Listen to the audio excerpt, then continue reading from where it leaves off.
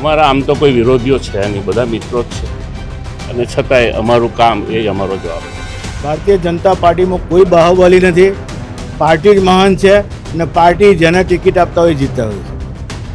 ડેરીની ચૂંટણીમાં કોઈ પણ વ્યક્તિ ઉમેદવારી કરાવી શકે છે. એમાં તમે જોયું છે દરેક ઝોનમાં કોઈને કોઈ ઉમેદવારી કરતા આવ્યા છે, કરવાના છે. એમાં બધાને લોકશાહીમાં હક છે ઉમેદવારી કરવાનો. હા, મેન્ડેટ ના મળે, જોઈશું આગળનો પ્લાનિંગ શું કરવું છે. સહકારી ક્ષેત્રની મલાઈદાર બરોડા ડેરીના સૌથી મોટા જંગનું બ્યુગલ ફૂંકાઈ ચૂક્યું છે. વડોદરા જિલ્લા સહકારી ક્ષેત્રના દિગ્ગજો પાણી બતાવવા મેદાનમાં ઉતરી આવ્યા છે. એટલે હવે ડેરીની ચૂંટણીમાં દૂધનું દૂધ અને પાણીનું પાણી થશે. આજે સાંજે ભાજપ જિલ્લા કાર્યાલય પર જામશે મેળાવડો. સેન્સ પ્રક્રિયામાં નક્કી થશે કે કોણ બનશે બરોડા ડેરીના અસલી ખેલાડી અને કોના પર લાગશે પક્ષની મહોર. નજર કરીએ હાઈ પ્રોફાઇલ જંગ પર. પાત્રામાં દિનેશ પટેલ એટલે કે દીનુ મામા સામે ભાસ્કર પટેલે રણશીંગું ફૂંક્યું છે, તો બીજી તરફ છોટાઉદેપુરમાં સંગ્રામ રાઠવા અને અતુલ પટેલ વચ્ચે સીધો મુકાબલો છે.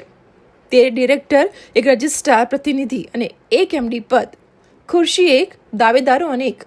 સહકારી ક્ષેત્રના દિગ્ગજો આમને સામને છે. ત્યારે જોવું એ રહ્યું કે બાજી કોણ મારશે. દૂધ ઉત્પાદકોનું હિત જોતા આવ્યા છે, ફરી પણ દૂધ ઉત્પાદકોનું હિત જોતા રહીશું. વધુમાં વધુ મારા દૂધ ઉત્પાદકોને ભાવભેરની રકમ મળે, સારામાં સારા ફેટ મળે એવું કામ અમે કરતા આવ્યા છે અને આવનારા દિવસોમાં પણ મારા દૂધ ઉત્પાદકોનું હિત હૈયે રાખીને કામ કરવાના છે. આગામી 2025 2030 નિયામક મંડળની ચૂંટણીમાં મેં 13 ડિરેક્ટરો આજે એક સાથે ફોર્મ ભર્યું છે. આવનારા દિવસોમાં 18 તારીખે ચૂંટણી યોજાઈ રહી છે, એની માટે મેં આજે ફોર્મ ભર્યા છે. દૂધ ઉત્પાદકોના હિત માટે ફોર્મ ભર્યું છે મેં. હું 20 વર્ષથી સાદી દૂધ ઉત્પાદક મંડળીનો પ્રમુખ છું. મારા ગામમાં મંડળી હાવ મૃતપ્રાય થઈ ગયેલી, એને મેં ચાલુ કરીને આશરે લગભગ 15-17 કરોડ રૂપિયા દૂધ ઉત્પાદકોને વેચ્યા. 3-4 કરોડ રૂપિયા મેં બોનસ વેચ્યું. મારો સારો વહીવટ છે. એ રીતે મેં બિનહરીફ વર્ષોથી ચૂંટાયેલો છું સાદી દૂધ ઉત્પાદક મંડળીમાં. અને અગાઉ બરોડા ડેરીની ચૂંટણી છે, એમાં ઉમેદવારી પત્ર આજે મેં ભર્યું. ના, એ તો કશો વિવાદ નહોતો.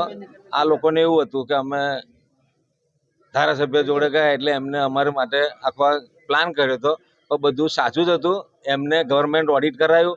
ઓડિટમાં 1 રૂપિયાની કોઈ ભૂલ નથી અને વહીવટ સારો છે. હાઈકોર્ટે અમોને અમારા તરફી ઓર્ડર કર્યો કે ભાઈ બરાબર છે વહીવટ, મંડળી બરાબર વ્યવસ્થિત ચાલે. હા, મેન્ડેટ ના મળે, જોઈશું આગળનો પ્લાનિંગ શું કરવું છે. ના જોઈએ તો પછી હજુ ડિસિઝન લઈશું. હજુ આજે આપ્યું છે, હવે કરશું નિર્ણય. શું સત્તા પલટાશે કે જૂના જોગીઓ પોતાનો ગઢ સાચવી રાખશે? બરોડા ડેરીની ચૂંટણીના પડે પડના અપડેટ્સ માટે જોતા રહો આર વડોદરા.